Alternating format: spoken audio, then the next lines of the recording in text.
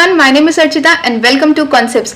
सो इस वीडियो में हम देखेंगे एसिड बेस बैलेंस के बारे में। सो अगर बात करेंगे क्लिनिकल बायोकेमिस्ट्री की, सो क्लिनिकल बायोकेमिस्ट्री में ये चैप्टर बहुत इंपॉर्टेंट है because of its clinical conditions जैसे कि respiratory alkalosis, acidosis, metabolic alkalosis and acidosis. अगर बात करें यूनिवर्सिटी पॉइंट ऑफ व्यू से, सो इस चैप्टर से बहुत सारे क्वेश्चंस आते हैं, जिसमें से फर्स्ट जो क्वेश्चन है जो हम आज की वीडियो में कवर अप करेंगे वो है हेंडरसन-हाजलबैक इक्वेशन। फिर जो दूसरा क्वेश्चन आता है वो पीएच पे भी आपसे पूछा जा सकता है। फिर जो तीसरा क्वेश्चन है वो आता है बफर्स पे, that water buffers and it's type. तो बफर्स के बारे में भी हम थोड़ा सा इस वीडियो में समझेंगे। फिर one of the most important topic of this unit is the regulation of pH by the body, जिसमें आपके बॉडी बफर्स आते हैं, रीनल मैकेनिज्म आती है, रेस्पिरेटरी मैकेनिज्म आती है, जो हम आगे आने वाले वीडियोस में समझेंगे। And last but not the least is the clinical conditions, जिसमें हम respiratory alkalosis, acidosis, metabolic alkalosis, acidosis का केस देखेंगे। ठीक है, so stay tuned and yes pay attention because the thing is going to be clear. Starting with the introduction. ये video जो है ये इंट्रोडक्टरी वीडियो होने वाला है। इसमें हम समझेंगे water actually acids and basis, pH क्या होते हैं, डिसोसिएशन कांस्टेंट क्या है, बफरिंग कैपेसिटी क्या है, बफर्स क्या होते हैं, ये सारी चीजें हम आज के वीडियो में समझेंगे। So make sure that you watch the video till the end. And yes, अगर अब तक आपने चैनल को सब्सक्राइब नहीं किया है तो फटाफट से जाकर चैनल को सब्सक्राइब कर दीजिए in order to make your concepts clear along with मी।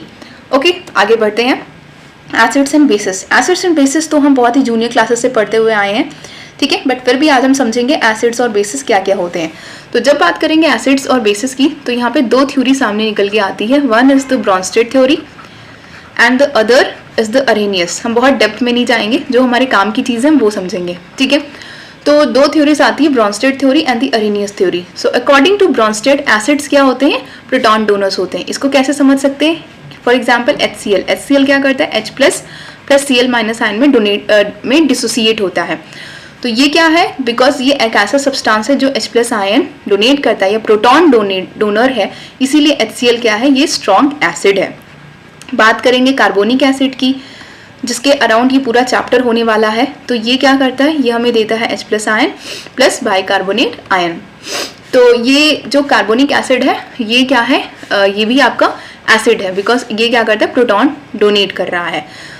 फिर आता है आपका बेसिस। तो बेसिस क्या होते हैं, ये प्रोटॉन एक्सेप्टर्स होते हैं, जो प्रोटॉन्स को एक्सेप्ट करते हैं वो क्या होते हैं, बेसिस। फॉर एग्जांपल बेसिस के एग्जांपल्स में क्या आते हैं, NaOH, अमोनिया हो गया, ये सब आपके क्या है, कुछ बेसिस है। मैग्नीशियम हाइड्रोक्साइड हो गया, ये सब किसके विदन आते हैं, ये सब बेसिस के एग्जाम्पल्स हैं। फिर बात करते हैं हम लोग अरेनियस की, कि अरेनियस ने क्या थ्योरी दी थी। तो अकॉर्डिंग टू अरेनियस, ठीक है, एक्वस सोल्यूशन में ऐसे सब्सटेंसेस जो H प्लस आयन देते हैं उनको हम एसिड्स बोलेंगे, और जो OH माइनस आयन देते हैं उनको हम बोलेंगे बेसिस। जैसे कि NaOH, ये क्या देता है, OH माइनस देता है। ठीक है, तो ऐसे सब्सटेंसेस को हम बेसिस बोलेंगे और जो H प्लस देता है उसको हम एसिड्स बोलेंगे। ठीक है, तो यहाँ से हमें समझ में आ गया कि एसिड्स क्या होते हैं, बेसिस क्या होते हैं। सिंपल। अब अगर बात करें इंपॉर्टेंस की, कि ये H प्लस आयन क्यों इतना इंपॉर्टेंट है। ठीक है, तो जब मैंने आपको बताया था इलेक्ट्रॉन ट्रांसपोर्ट चेन, तो इलेक्ट्रॉन ट्रांसपोर्ट चेन में मैंने आपको बताया था कि जो H प्लस आयन ये क्या है, ड्राइविंग फोर्स की तरह काम करता है for the synthesis of ATP। तो यहाँ से H प्लस आयन का एक इंपॉर्टेंस हमें समझ में आ गया।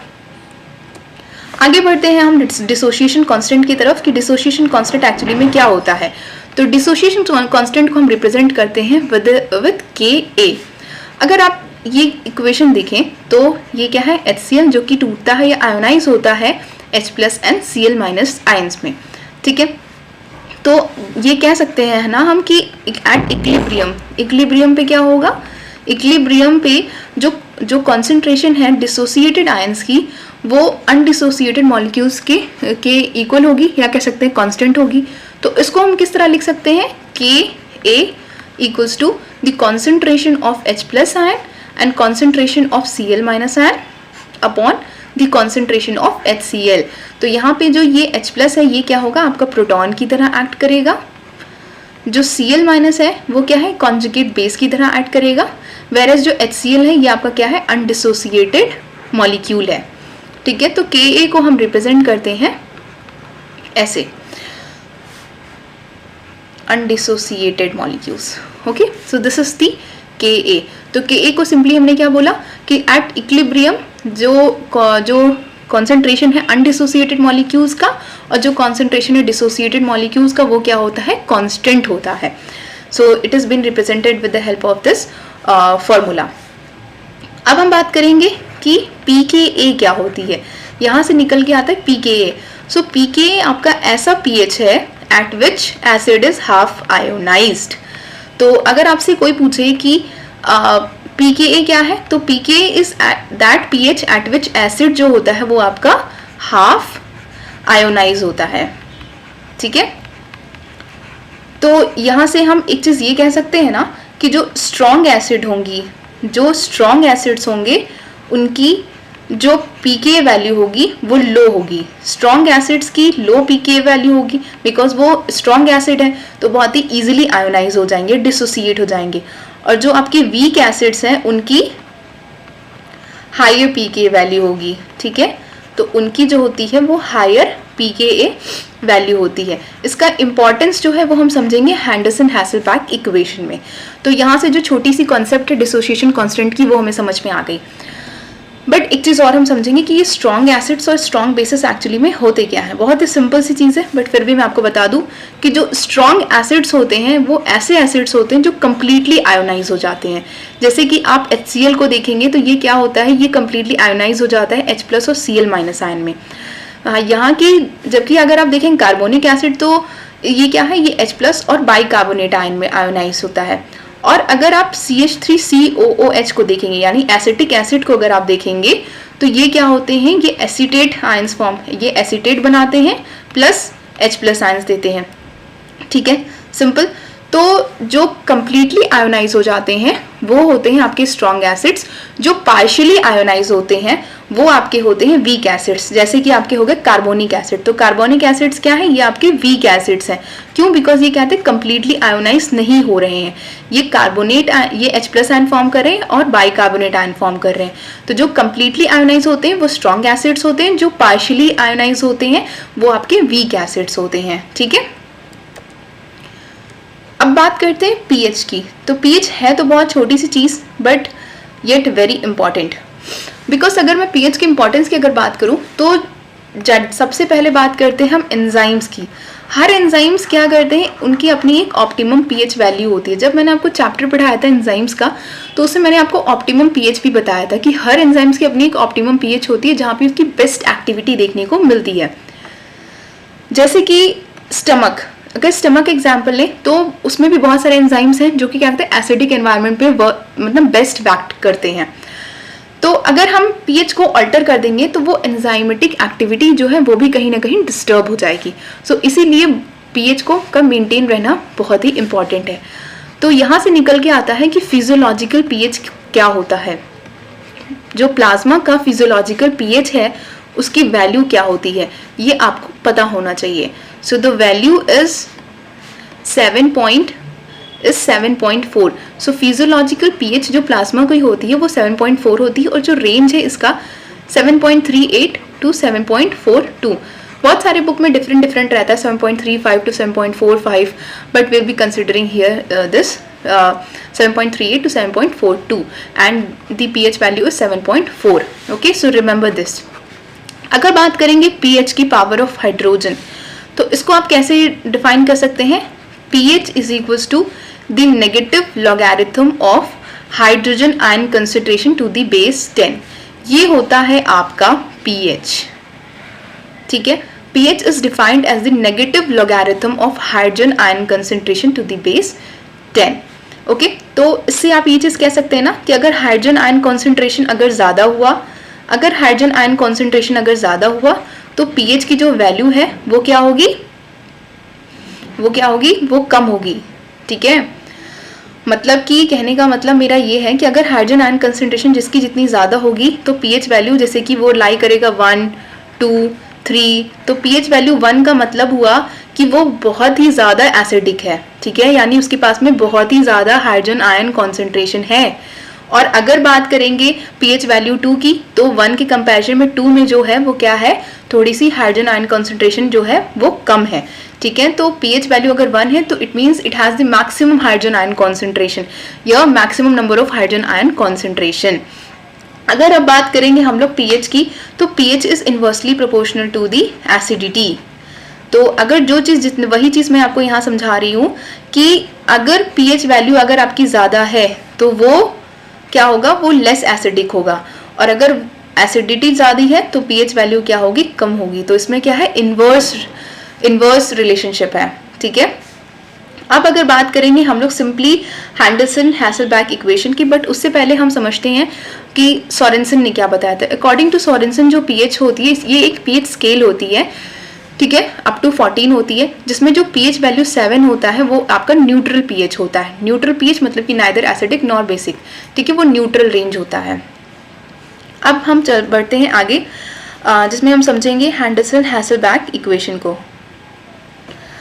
Now talking about the Henderson Hasselbalch equation. Henderson Hasselbalch equation अपने आप में बहुत ही इंपॉर्टेंट इक्वेशन है, जो कि क्या करता है, जो बताता है pH is equals to pKa plus log the concentration of salt upon the concentration of acid, ठीक है। So this is the equation of the Henderson Hasselbalch, जिससे कि बहुत ही इंपॉर्टेंट कैलकुलेशन आप परफॉर्म कर सकते हैं। जिससे कि आपको, अगर आपको कॉन्सेंट्रेशन पता है सॉल्ट का और एसिड का, तो आप pH की वैल्यू पता कर सकते हैं, ठीक है। तो this is an type of a relationship between the pH, pKa, concentration of salt and acid.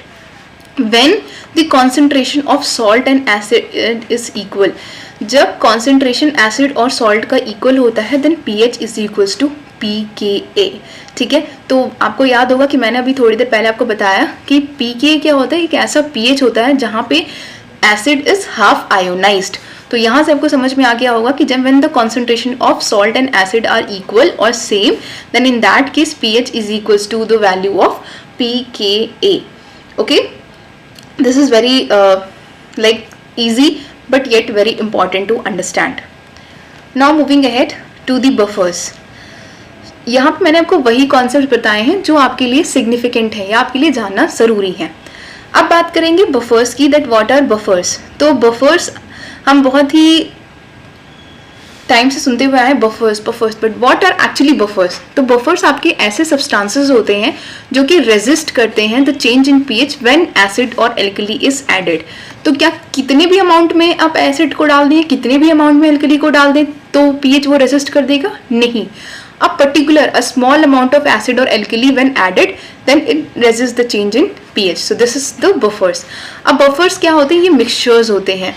किसके मिक्सचर्स होते हैं? It is the mixture of the weak acids, ये weak acids plus weak acids और बेसिस प्लस उसके salts का क्या होता है? मिक्सचर होता है।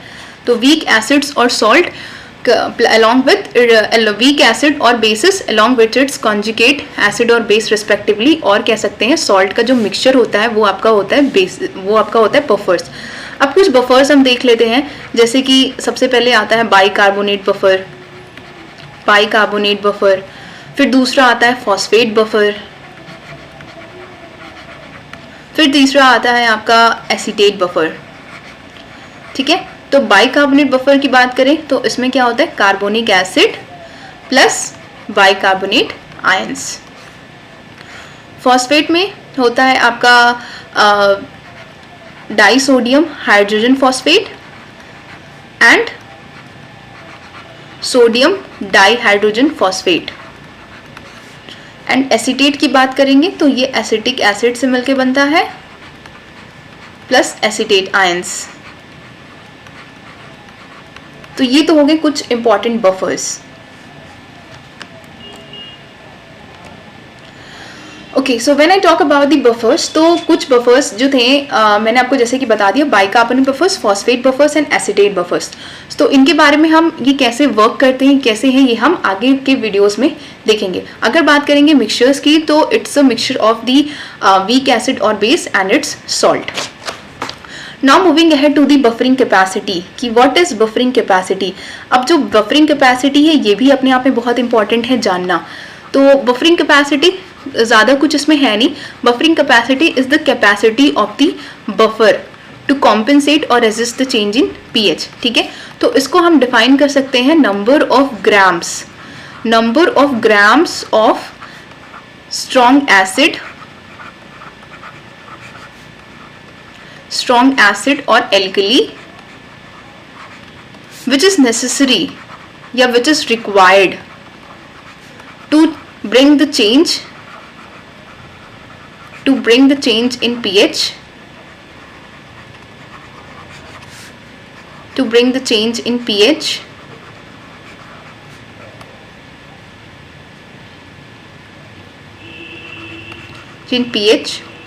of 1 unit of 1 liter buffer solution. ठीक है, अब हम इसको समझेंगे. तो ये क्या कह रहा है, बफरिंग कैपेसिटी सिंपली स्टेट करता है कि number of grams of strong acid और alkali which is required to bring the change in pH of 1 unit of 1 liter buffer solution. For example, अगर आपके पास में 1 liter buffer solution है, ठीक है, तो 1 liter buffer solution की pH को 1 unit ऑल्टर करने के लिए 1 यूनिट अगर इसकी पीएच को हमें ऑल्टर करना है तो उसके लिए हम कितने ग्राम्स ऑफ एसिड और एल्कली को डालेंगे इसके अंदर, that is termed as the buffering capacity. Okay, so this is simply the buffering capacity. अब अगर हम सिंपली समझेंगे कि ये कैसे वर्क करता है, ये जो मैकेनिज्म है बफर्स का, ये क्या है, इसके पीछे का पूरा मैकेनिज्म. फॉर एग्जाम्पल हमारे पास में क्या है, एसिटिक एसिड हमारे पास में, और यहाँ पे क्या है, एक बेस है. तो एसिटिक एसिड और बेस बना के क्या बनाता है, sodium acetate plus H2O water. ठीक है, अब सोडियम एसीटेट, जैसा कि मैंने आपको बताया था ना एसीटेट बफर के बारे में, तो यहाँ पे हमारा एसीटेट बफर तो बन गया. तो यहाँ पे जो सोडियम एसीटेट है, जब हम इसमें एसिड को डालते हैं, ठीक है, when the acid is been added then CH3COOH, तो हमें जो होता है वो एसिड तो मिल जाता है प्लस हमें क्या मिलता है, यहाँ पे सॉल्ट मिल जाता है. तो अगर मैकेनिज्म की बात करें तो इस तरह आपके जो बफर्स होते हैं वो कॉम्पेंसेट करते हैं. अब बात करते हैं कि what is the effective range. तो इफेक्टिव जो रेंज होती है, it is always 1 pH unit higher और lower than the pKa value. 1 pH unit higher or lower as compared to the pKa value. ठीक है, तो इफेक्टिव रेंज जो होती है, it is 1 pH unit higher और lower than the pKa value. तभी हम देखते हैं, अगर आप फॉस्फेट बफर के बारे में जब मैं आपको बताऊंगी, तो इनके क्या होते हैं, इनके बेसिकली 3 pKa वैल्यूज होते हैं, that makes it more effective. Okay, so just summarising everything to you all. सबसे पहले हमने पढ़ा एसिड्स क्या होते हैं, बेसिस क्या होते हैं. तो जो सिंपली प्रोटॉन डोनेट करते हैं वो आपके एसिड्स होते हैं. For example HCl which is in strong acid, and आपके कार्बोनिक एसिड जो होते हैं वो आपके वीक एसिड्स होते हैं. फिर हमने बेसिस के बारे में पढ़ा, फिर हमने डिसोसिएशन कांस्टेंट देख लिया, pKa क्या होती है, pH eight which acid is half ionised. फिर हमने पढ़ा हैंडरसन-हासल pH के बारे में. फिर pH में nothing but the negative logarithm of hydrogen ion concentration. pH का अपना रेंज होता है, दैट इज pH 1 to 14 होती है. 7 जो होता है वो न्यूट्रल pH होता है. ठीक है, फिर हमने आप पढ़ा था हैंडरसन-हासलबैक इक्वेशन, जो कि पूरा कंप्लीट रिलेशनशिप होता है pK वैल्यू, pH और सॉल्ट और एसिड के बीच में कॉन्सेंट्रेशन. जब सॉल्ट और एसिड का कॉन्सेंट्रेशन सेम हो जाता है, then that case pH is equal to pKa value. फिर बात करते हैं बफरिंग कैपेसिटी की. तो बफरिंग कैपेसिटी इज, उससे पहले हमने बफर्स पढ़े थे ना. तो बफर्स क्या होते हैं, ऐसे सब्सटेंसेस होते हैं जो कि क्या करते हैं, रेजिस्ट करते हैं the change in pH when an small amount of acid और एल्कली इज बीन एडेड. फिर हमने 3 बफर्स देखे थे, the bicarbonate buffers, phosphate buffers and acetate buffers. फिर हमने देख लिया बफरिंग कैपेसिटी, एंड देन फिर हमने उसके मैकेनिज्म को समझा. और जो इफेक्टिव रेंज की अगर बात करते हैं, so it is always 1 pH unit higher और lower than the pKa value. So this is just an introductory video. फिर आगे के वीडियो में हम पढ़ेंगे एक्चुअली में आपके बफर्स कैसे होते हैं, किस तरह ऐड करते हैं, कितने टाइप के बफर्स होते हैं, उनका रेंज क्या होता है. सो आई जस्ट होप कि आज का वीडियो आपको अच्छा लगा होगा. So in case you find this video helpful, please subscribe to my channel Concepts, and yes, give a big thumbs up, and comment section में ज़रूर बताइएगा कि आपको ये वीडियो कैसा लगा. एंड यस, मिलते हैं नेक्स्ट वीडियो में. Till then keep studying and take care.